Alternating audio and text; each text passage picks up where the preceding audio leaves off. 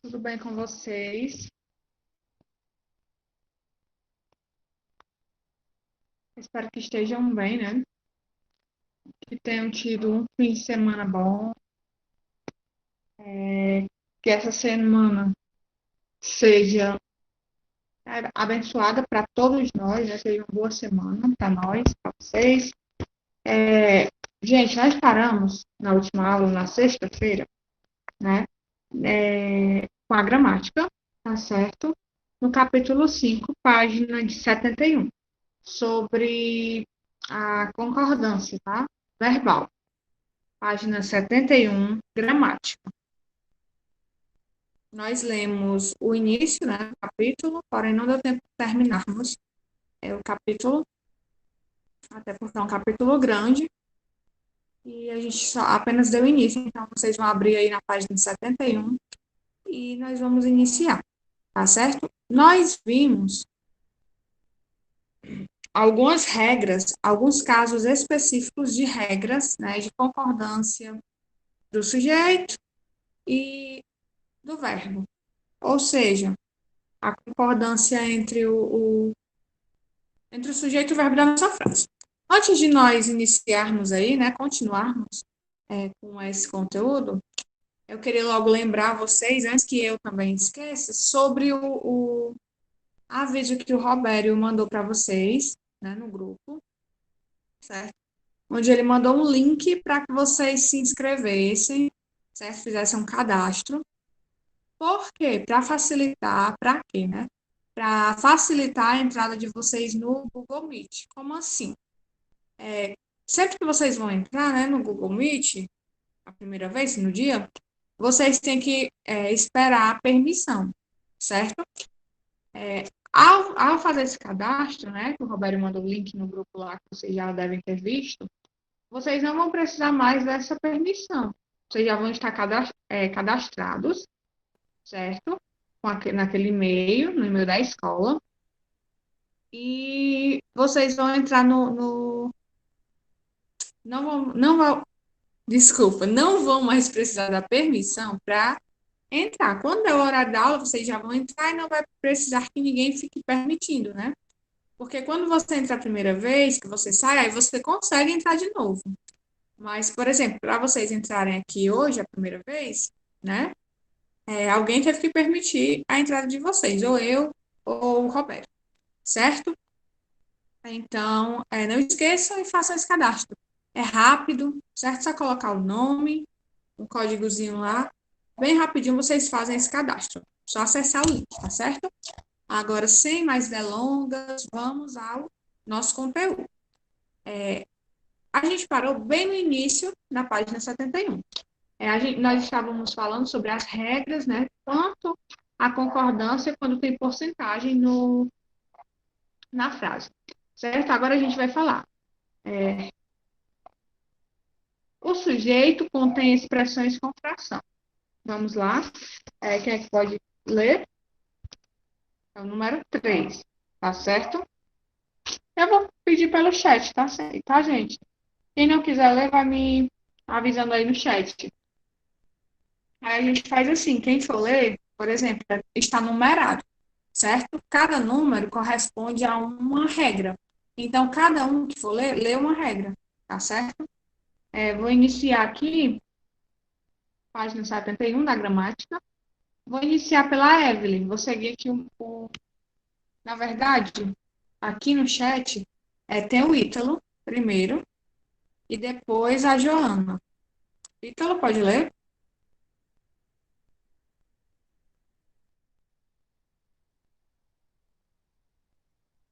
Ok. Joana, O sujeito contém expressões com fração. Nesse caso, a concordância se dá da mesma maneira que no caso anterior. Assim, o verbo tanto pode concordar com o numerador da fração quanto com o termo substantivo que o acompanha. Um terço dos alunos conheciam a história da Primeira Guerra Mundial. tudo bem.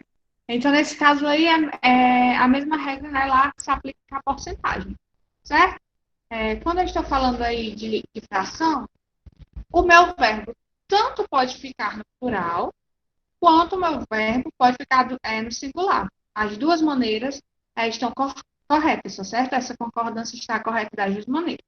Então, já sabem, se estiver falando de fração, o verbo tanto fica no singular, quanto no plural, e a gramática a gramática normativa aceita isso, tá certo? Como correto. Arthur, página 71 da gramática, tá certo? Número 4, a regrinha 4. Arthur, não. Evelyn,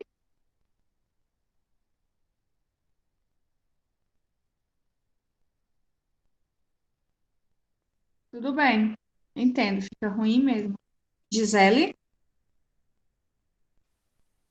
Dá para ouvir, tia? amor, pode ler. A expressão um dos que. Quando o sujeito contém a expressão um dos que, o verbo pode ser flexionado no singular ou no plural. Um dos países que participaram da Primeira Guerra foi a Alemanha. Muito bem.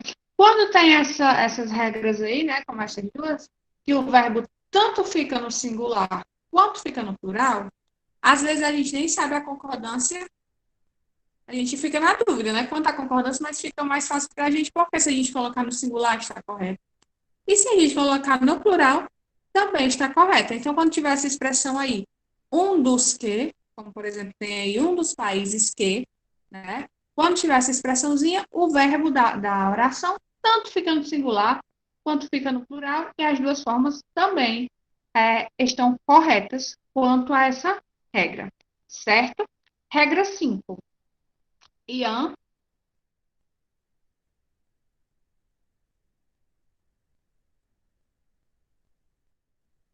Ingrid,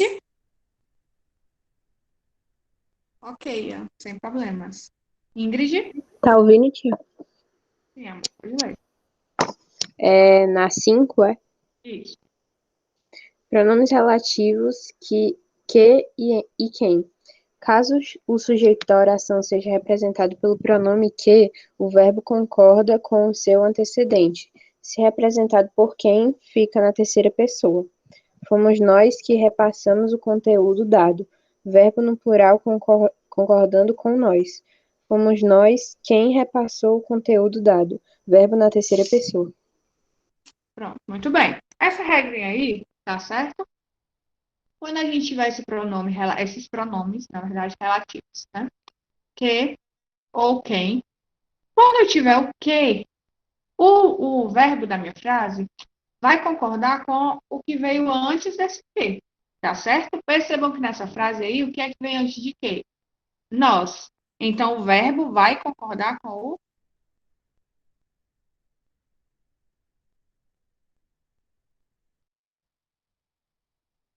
Eu acredito que fui eu, certo, Sara? Mas eu posso ver isso para você e eu lhe respondo, tá bom? Eu posso ver isso e lhe respondo, tá certo? Deixa eu anotar aqui sua dúvida.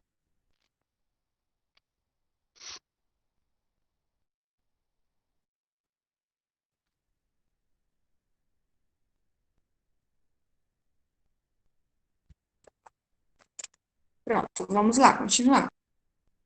Aí, nesse caso aí do que, percebam que nessa frase, o que é que vem antes do que? O nós. Então, o verbo está concordando com o nós, tá certo? Mas na outra frase, também tem a palavra nós, mas o que é que muda? Muda porque não é o que, né? O pronome é o quem. Então, fica na terceira pessoa, certo? No caso aí, terceira pessoa do singular. Foi nós quem repassou o conteúdo dado, porque a gente poderia achar que ficava assim. Foi nós quem repassamos o conteúdo dado. Mas só por conta aí desse pronome, né, que é quem, fica repassou, tá certo? 6, regra 6, João Lucas.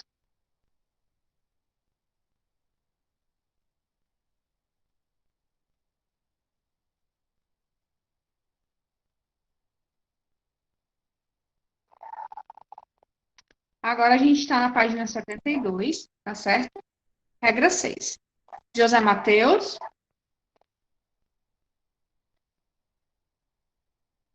Júlia.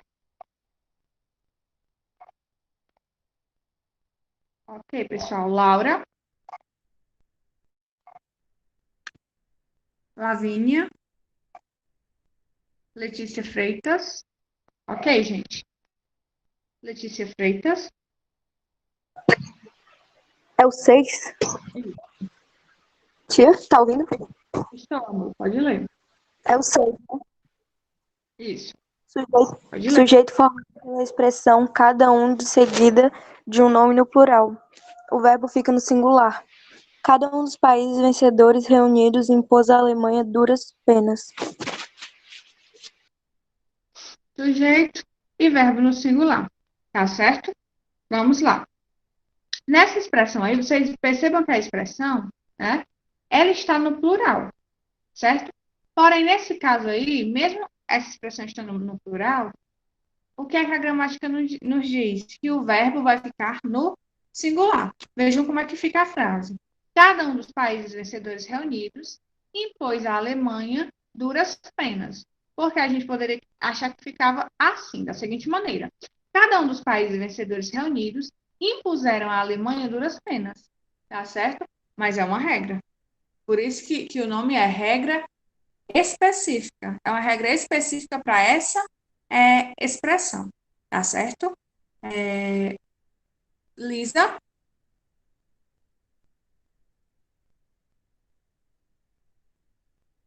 Ok. Maria Lúcia?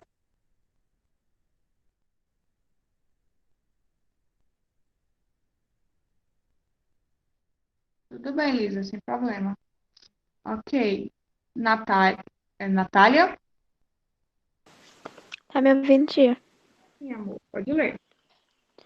Verbos ter e vir. A concordância com esses verbos tem uma particularidade. Quando conjugados na terceira pessoa do plural, no presente do indicativo, apresentam um acento circunflexo. Pedro tem estudado muito. Pedro e Alice têm passado dias sem se ver. Com os verbos derivados de ter e vir, a terceira pessoa do singular recebe acento agudo. E a terceira do plural recebe acento circunflexo. O governo francês mantém proibido o acesso a regiões contaminadas por armas químicas utilizadas na Primeira Guerra Mundial.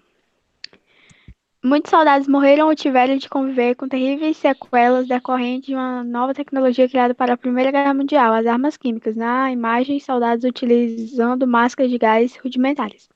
As áreas contaminadas detêm grande quantidade de granadas que nunca explodiram, cerca de 15% do total, e ainda não foram encontradas. Muito bem. Essa regra a gente viu no livro, né, de vocês, do ter, e do verbo ter e do verbo vir. O verbo ter foi o que eu falei para vocês. Quando o sujeito está no plural, né, o tem, o verbo ter, fica com o acento circunflexo. Quando esse sujeito está no singular, o verbo tem fica sem o acento circunflexo. Da mesma maneira aí, é quando o sujeito da minha frase é composto, certo? Como no exemplo, que tem Pedro e Alice. Tem dois sujeitos, né? O sujeito é composto. Nesse caso, o verbo tem também recebe o acento circunflexo. O verbo mantém, né? No plural, recebe o acento circunflexo. No singular, recebe o acento agudo, certo? Eu acho que sobre essa regra, né, acerca dessa regra, eu acho que não tem nenhuma dúvida, porque a gente viu lá no livro também, certo? Essa regrinha aí. Mas se tiver alguma dúvida, a gente pode perguntar. Se eu souber responder, eu respondo. Se eu não souber responder, eu pesquiso e falo para vocês, tá certo? Porque a língua portuguesa tem milhares de regras, né? E a gente vai aprendendo assim, estudando. Vamos lá. Agora, nós vamos para a regrinha número 8, certo? Na página 73. Patrícia, pode ler?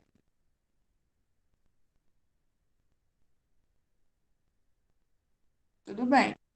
Sara? O caso dos verbos impessoais. O sujeito sempre pode ser substituído por um pronome pessoal. Assim, os verbos que apresentam o sujeito são chamados de pessoais, exatamente porque são usados com pronomes pessoais, que determinam a sua flexão.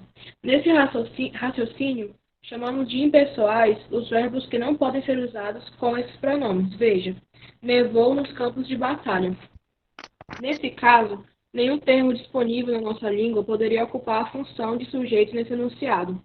Assim, o sujeito do verbo nevar não é indeterminado. Na verdade, ele não existe, pois o verbo nevar é impessoal.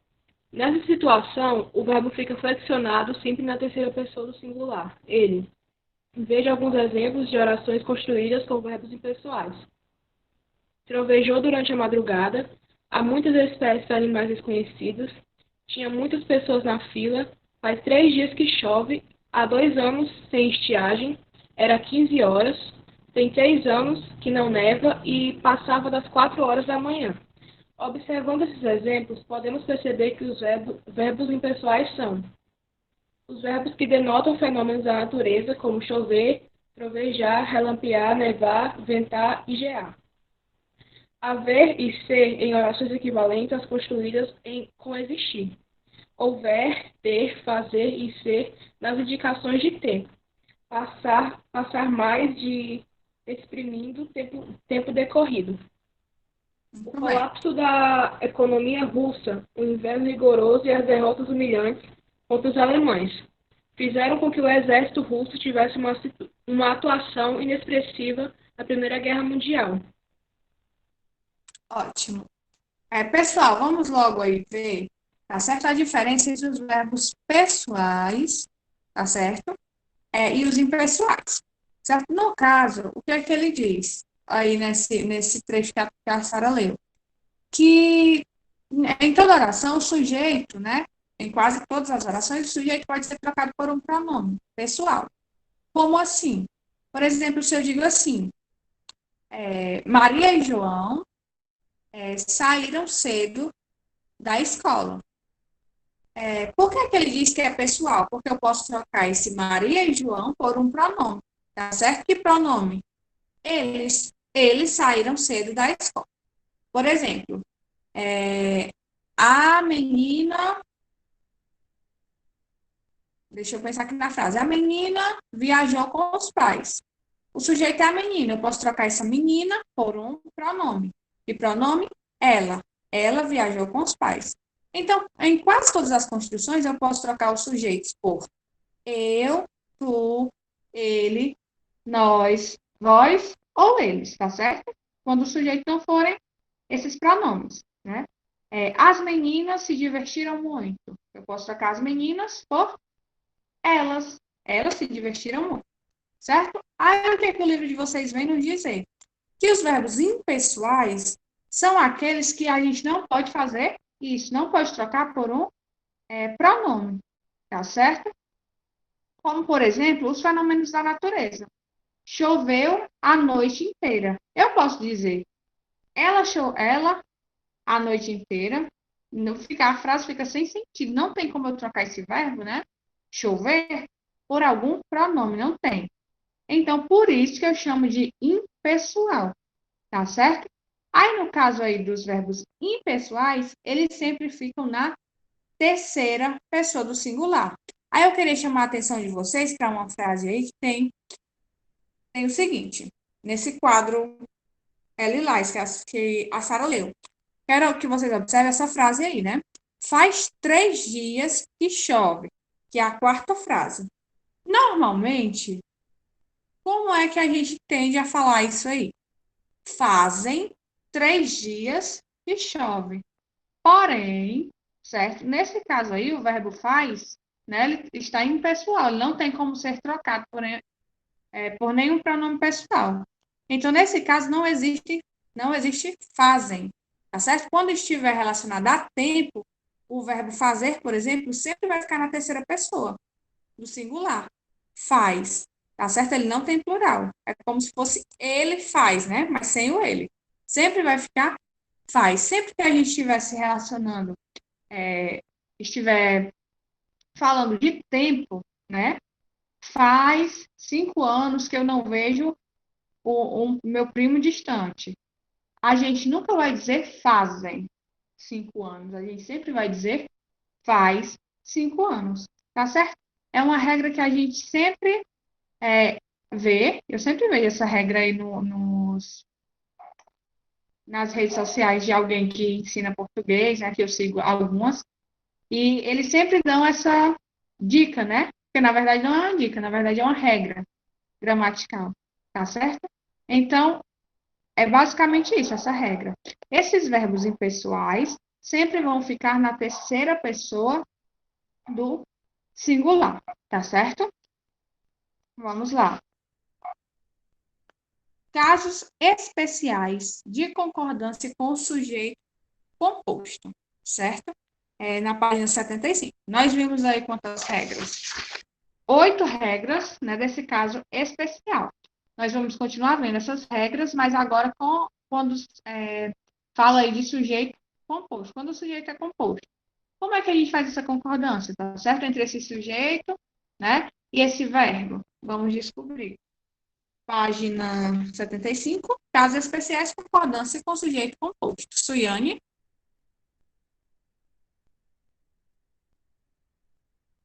Ok, pessoal. Eu acho que eu já chamei todo mundo, né, que estava aqui na, na relação. Quem é que se disponibiliza aí a ler, sem que eu precise chamar? Quem já leu, se quiser ler de novo, tá, pessoal? Podem ficar à vontade. Me digam aí no chat. Quem é que pode ler aí essa página 75?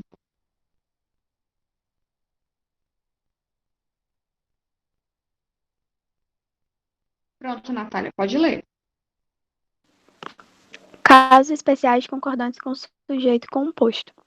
Vimos os casos de concordância verbal com sujeito simples. Agora veremos os casos especiais de concordância verbal com sujeito composto. Como o sujeito composto é formado por mais de um núcleo, é comum pensarmos que automaticamente o verbo deve ser flexionado no plural. Mas nem sempre é assim. O sujeito composto é colocado depois do verbo. Nesse caso, o verbo pode concordar com o núcleo mais próximo. Do lado da Alemanha lutou a Bulgária e o Império Turco Otomano. Do lado da Alemanha lutaram a Bulgária e o Império Turco Otomano. Lê o segundo, tia? Pode ler. Sujeito ligado por nem. O verbo pode ficar no plural, concordando com os dois núcleos, ou pode concordar com o núcleo mais próximo. Nem a Inglaterra nem a Alemanha quis abrir mão dos mercados consumidores. Nem a Alemanha nem a Inglaterra entrou em acordo. 3. Sujeito composto por nem um nem outro. Nesse caso, o verbo deve ficar no singular.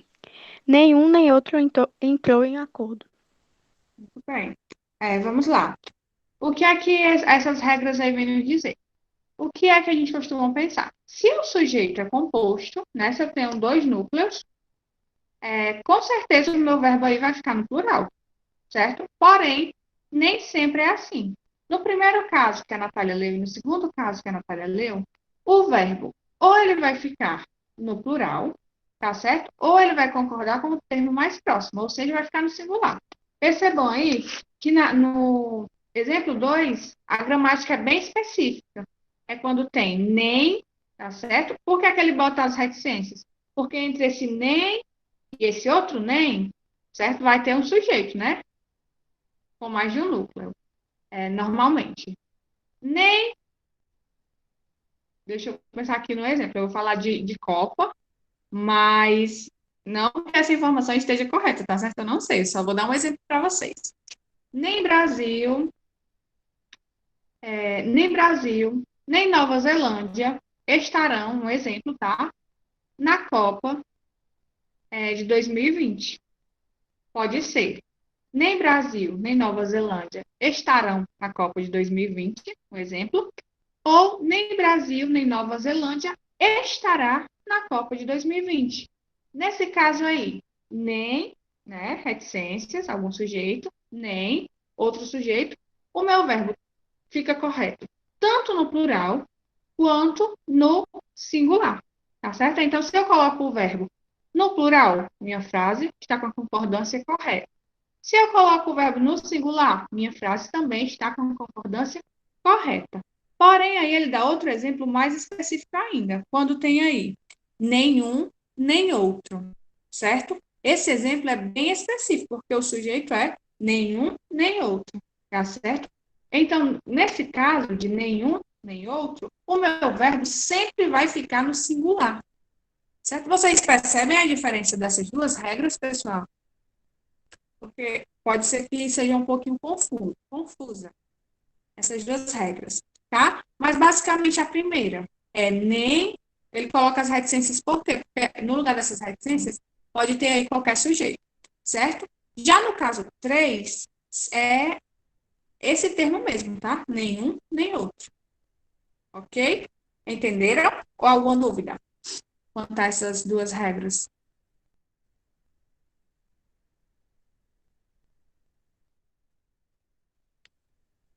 Vou entender que vocês não têm dúvidas, tá certo, gente? Agora vamos para a página 77. Concordância verbal e variação linguística. Vai continuar lendo, Natália? Ou alguém quer ler? Vou, tia. Continuar. As regras de concordância verbal que vimos até agora foram apresentadas de acordo com a norma culta. Essa norma, ensinada nas escolas, explicada nas gramáticas e catalogada nos dicionários, determina as regras gramaticais que as pessoas devem seguir ao falar ou escrever em situações formais. No entanto, a língua que falamos espontaneamente no nosso dia a dia é bem diferente, cheia de variações e desconstruções do que promove a gramática normativa. A quebra com a concordância verbal é um exemplo. Apesar de a norma culta determinar que basicamente o sujeito deve concordar com o verbo, muitas vezes nos vemos construindo orações que não obedecem a essa regra. É aí que entra a gramática de usos, por exemplo. Diferentemente da gramática normativa, a gramática de usos não determina o que é certo ou errado. Ela busca apenas registrar as regras gramaticais que as pessoas seguem, sobretudo quando falam em situações informais descontraídas. Não há aqui critérios como feio ou bonito, certo ou errado. Dessa forma, todos nós seguimos regras gramaticais quando falamos ou escrevemos, mas podemos usar gramáticas diferentes de acordo com a situação. Por exemplo, quem diz vamos pescar os peixes todo está seguindo regras gramaticais diferentes de quem diz vamos pescar todos os peixes.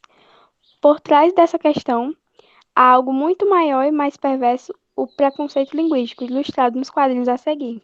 Tem que ler, tio, o quadrinho? Tem, amor. Vai ler? Vou. Professora Norma, eu vi uma placa no Rio dizendo que era proibido pescar os peixes. Tá errado, né? Está tudo errado, coxinha. Por quê, professora? Porque, por exemplo, você não pode dizer placa, o certo é placa. Então eu posso dizer lá na rua que a placa tá errada? Pode pescar os peixes? Coxinha, você não pode falar desse modo. É errado dizer placa, peixe, pescar. Por quê, professora Norma? Porque podem vê-lo com preconceito. A senhora tem preconceito? Claro que não, coxinha. Só que você é pobre e fala tudo errado. Parece que é índio. Pronto, pessoal. Nessa fala aí, nesse texto, a gente vê 3 informações, né? Sobre gramática normativa, sobre gramática de uso e sobre preconceito linguístico. Vocês saberiam me explicar com as palavras de vocês a diferença disso, pessoal?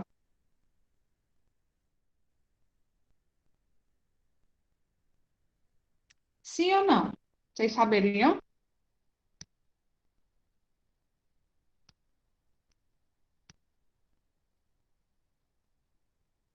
Podem falar no chat ou podem falar no microfone, tá certo? Se vocês... Eu tenho certeza que alguém sabe, né? Responder isso. Vou falar, né? De uma forma mais mais explicada, porque o livro já está explicando bem, de uma forma mais resumida. A gramática normativa são as regras, né, da língua portuguesa, que nós devemos usar quando estivermos escrevendo ou falando em situações formais, tá certo? A gente usa essa gramática normativa. O que isso não significa que a forma como nós falamos no nosso dia a dia, como nós nos comunicamos com um amigo, né, na nossa casa, com os nossos pais, com nossos avós, não seja também um tipo de gramática. Só que é um tipo de gramática diferente. É a chamada gramática de usos. Quando alguém faz uma colocação como, por exemplo, a gente vamos sair cedo. Segundo a gramática normativa, essa frase, né, está errada. Mas, segundo a gramática de usos, a pessoa pode falar assim, né, na sua casa, com o seu colega, com a sua mãe, entenderam? Porém, o que é que o livro vem dizendo aí? Que por trás disso tem uma coisa muito maior, que é o preconceito linguístico. Que seria o quê? Eu dizer que a forma que alguém fala é feio. Eu dizer que o sotaque de alguém é feio. Eu dizer que tal língua é mais bonita que outra. Ou o que a professora fez aí com o menino, né? Falou que o menino era pobre, não sabia falar e ainda usou preconceito aí contra os índios. Parecia até índio, né? Quem foi que disse que índio fala tudo errado, né? Segundo aí o conceito dessa professora. Então, isso aí está caracterizando, essa tirinha aí está caracterizando o que seria o preconceito linguístico. Vocês, né, alguém aqui, já sofreu alguma forma de preconceito linguístico, ou já viu alguma forma de preconceito linguístico, ou já praticou preconceito linguístico, né? Por exemplo, quando a gente vê alguém falando alguma coisa e a pessoa não está seguindo a gramática normativa, e a gente diz assim, vou usar aqui entre aspas, né? O fulaninho é burro, não sabe nem falar. Eu já vi isso acontecer, né? Fulaninho de tal é burro, não sabe falar. O fulaninho é burro, gente, não sabe falar? Não.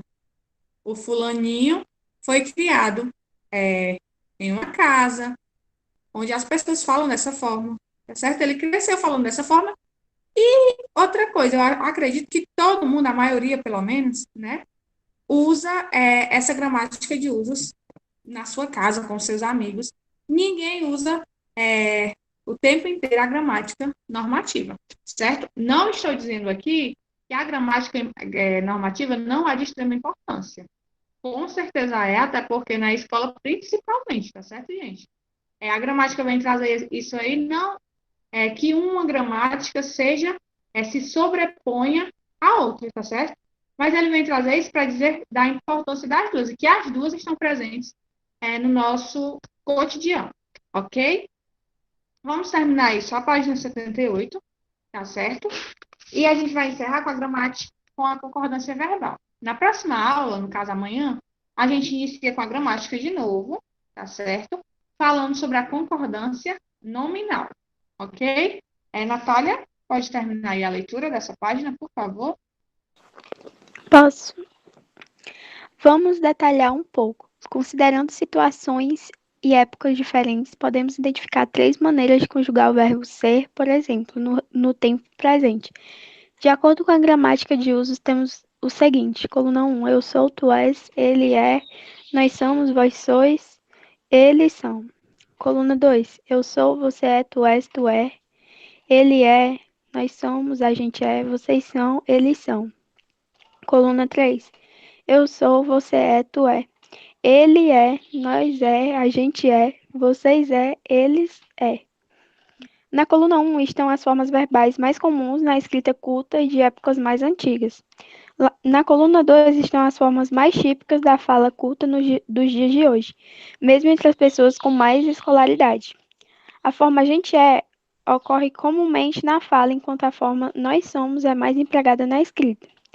Já na coluna 3 estão as formas utilizadas por falantes menos cultos. Nessa gramática, há apenas 2 formas verbais, o que a deixa bastante parecida com o inglês. Observe, por exemplo, a conjugação do verbo trabalhar no tempo presente. Ai, tinha que você falar inglês, não. Não tem problema, porque eu também sou péssima no inglês, né? Bom no inglês só o professor Edson, que arrasa. Mas vamos lá. Por que ele traz esse exemplo aí em inglês, pessoal? Percebam que na terceira coluna, praticamente não muda o verbo, né? Que essa coluna está exemplificando a forma como nós falamos, né? Como nós conjugamos os verbos no dia a dia. Vejam aí que só tem assim, ó. A única que difere das outras é o eu. Porque também não tem como a pessoa falar eu é tal coisa, né? Aí tem o sou. Mas as outras percebam que tudo é. Você é, tu é, ele é, nada de és, de somos, tá certo? Por isso ele vem comparar com o inglês, porque esse verbo aí, né, o verbo trabalhar, em inglês, só é duas formas. É por isso que muita gente diz que o inglês é bem mais simples, a gramática em inglês é bem mais simples que a gramática da língua portuguesa. Por quê? Porque vocês estão vendo aí que só difere a terceira pessoa aí, né? Do verbo trabalhar no inglês. Da mesma forma, essa forma aí da coluna 3 no português. Porém, percebam que a norma culta, que é a primeira coluna, tem eu sou, tu és, ele é, nós somos, vós sois e eles são. Cada tempo aí, né? Cada pessoa aí é conjugada de uma forma, certo? Aí ele traz essas três colunas apenas para exemplificar a forma culta, certo? A forma da gramática normativa. A segunda coluna, ele mostra aí a forma de fala e também de escrita das pessoas, né, que tem um nível de escolaridade um pouco maior. E a coluna 3, que seria a gramática de usos realmente, né, como as pessoas menos escolarizadas, às vezes nem é que é menos escolarizada, mas às vezes a gente usa mesmo essa forma, né? A gente é, nós é, no nosso dia a dia, ok? Pessoal, a gente vai parar por aqui, tá certo? Para que a gente não confunda aí a concordância nominal e a concordância verbal, porque são muitas regras. Só na concordância nominal aqui eu acredito que são umas 10 regrinhas, tá certo? Então amanhã, de novo, usaremos gramática, tá certo? E eu vou decidir se eu vou passar a atividade no livro ou no caderno, mas vai ter atividade lá no Google Sala de Aula. Agora, pessoal, eu queria que vocês colocassem só o número de vocês no chat, tá certo? Para que eu possa fazer a frequência de vocês. E até amanhã. Beijo, se cuidem. Tenham uma boa tarde e fiquem com Deus, tá certo? Vou permanecer aqui na sala só para fazer essa frequência, gente. Tchau. Beijo.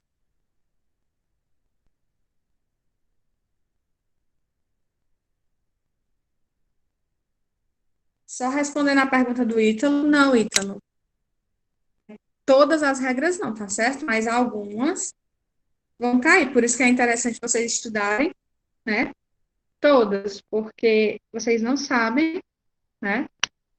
Que regra vai cair. Então é interessante estudar todas, mas não vai cair todas, não, tá? Vai cair algumas de concordância verbal e algumas de concordância nominal, ok?